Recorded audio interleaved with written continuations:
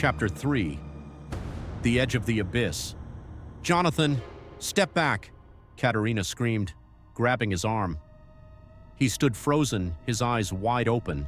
His chest rose and fell rapidly, but he couldn't look away from the emptiness stretching behind them. The forest was gone. No trees, no mist, no ground. Just a black abyss, breathing as if it were alive. Katerina yanked Jonathan toward her, and at last he moved. What? What is that?" His voice trembled. She didn't answer.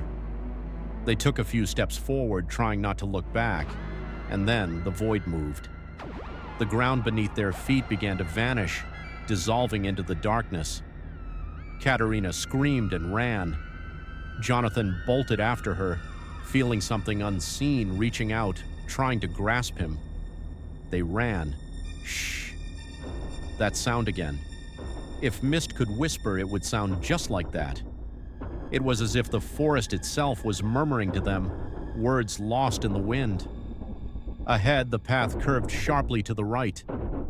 Katerina turned quickly, but Jonathan stumbled and fell to his knees. "Get up!" She rushed to him, pulling him to his feet. He gasped for air, his hands shaking. It's taking everything." He choked, sobbing. Katerina glanced back. The void was closer. It wasn't just following them. It was consuming everything in its path. The trees at its edge vanished without a sound, as if they had never existed. Katerina gripped Jonathan's hand and pulled him forward again. "We can't stop." The path was narrowing, and then they saw it. Ahead, blocking their way, stood a house, old, wooden, ominous. The windows were shattered, the door barely hanging on its hinges, but it was the only way forward.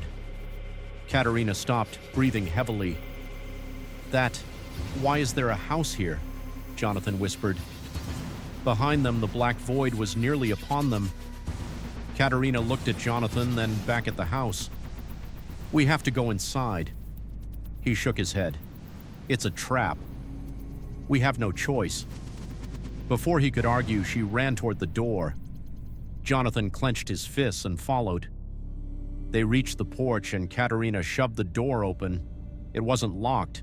The darkness inside was just as dense as the abyss behind them. Katerina held her breath and stepped in. Jonathan took one last look back. The void had reached the path. Without another thought, he shut the door behind them. Silence, darkness, all-consuming darkness. And then they heard the whispering. If you enjoyed this story, leave a like, drop a comment, and subscribe for more terrifying tales.